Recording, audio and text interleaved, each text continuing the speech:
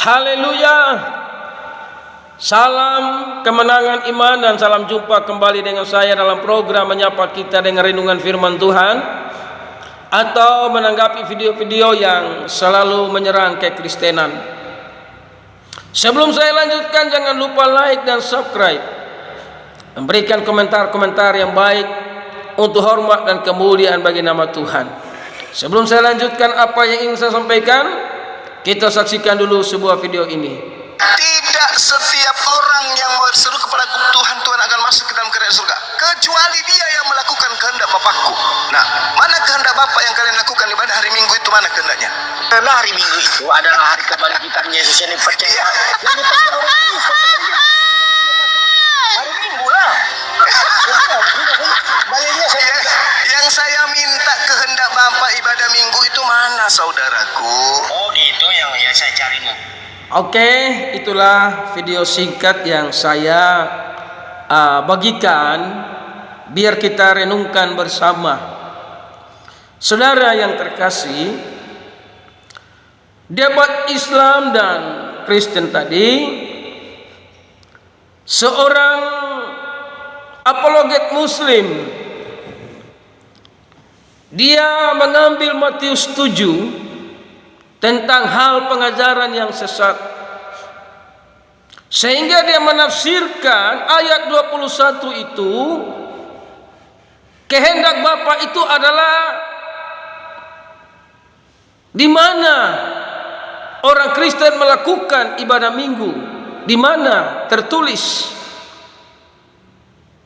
Saudara yang saya kasihi, kalau kita berpatokan kepada hukum Taurat, maka tidak ada satu agama pun di luar bangsa Yahudi itu benar.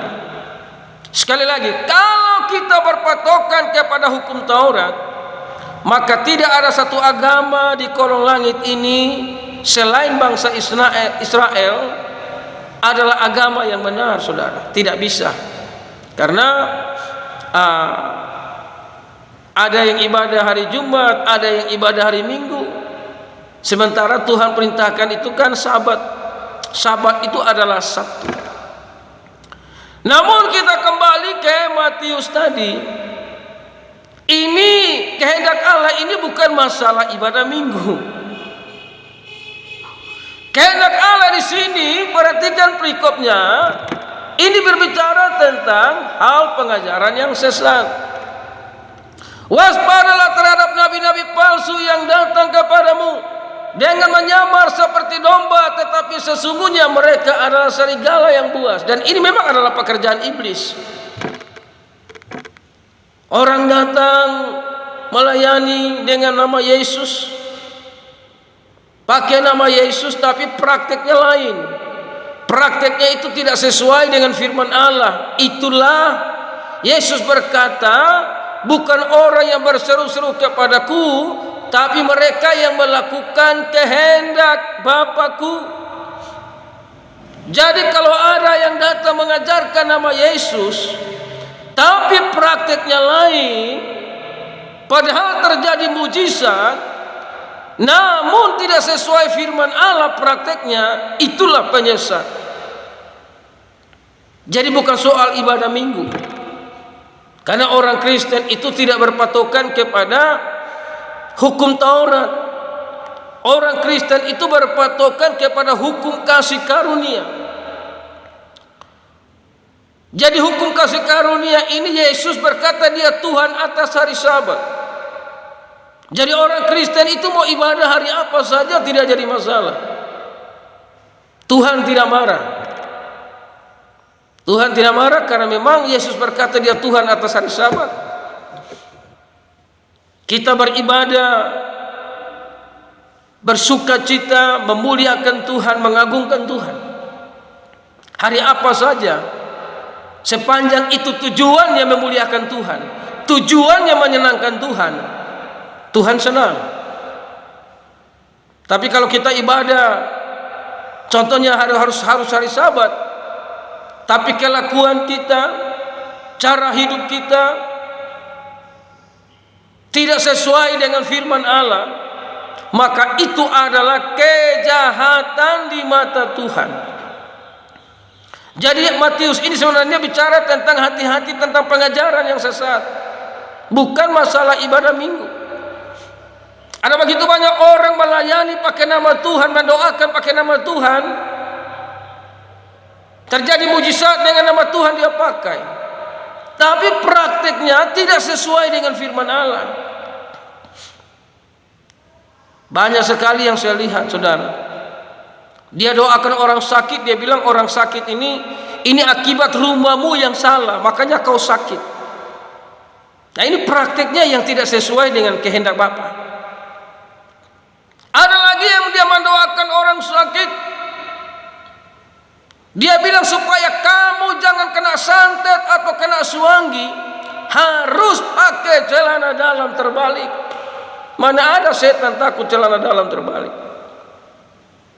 Jadi praktek-praktek yang tidak sesuai dengan firman Allah inilah disebut dengan penyesat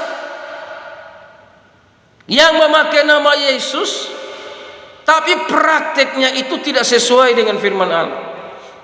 Ada doakan orang, ditargetkan harus sekian, bayar sekian. Nah, ini kan praktek-praktek yang tidak sesuai dengan firman Tuhan. Jadi saudara yang terkasih, disinilah firman Allah berkata, ayat 18, tidak mungkin pohon yang baik itu menghasilkan buah yang tidak baik, atau pohon yang tidak baik itu menghasilkan buah yang baik. Pohon yang tidak baik sekalipun dia poles, pasti akan muncul tidak baiknya. Tapi kalau pohon yang baik, diserang model apapun, dihalangi model apapun, dia tetap baik karena dia berdiri atas kebenaran firman Allah.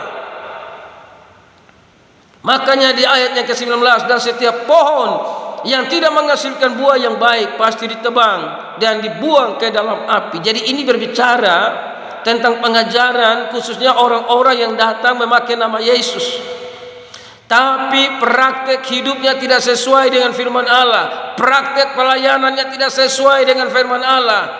Dia akan ditebang, dia akan dipotong dan dilemparkan ke dalam api, saudara. Makanya ayat 20, jadi dari buahnya lah kamu akan mengenal mereka. Kita akan mengenal, oh ini dia berdiri atas firman atau tidak, saudara. Makanya orang Kristen itu rajin baca Alkitab. Ada begitu banyak orang Kristen suka memuji-muji pendeta, suka memuji-muji gembalanya. Oh gembalanya luar biasa, oh pendeta ini luar biasa. Pertanyaannya, dia berkenan kepada Tuhan atau tidak?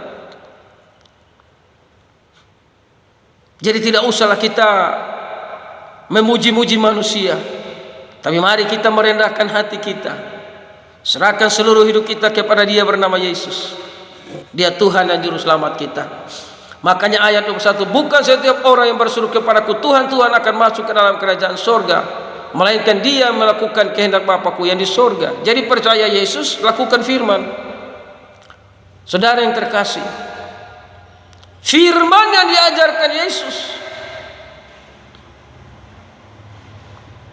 kita melayani tapi kita menyimpan kepahitan, kita menyimpan kebencian. Tuhan bilang kamu tidak mengampuni, Tuhan tidak mengampuni. Itulah harus ikut kehendak Bapa.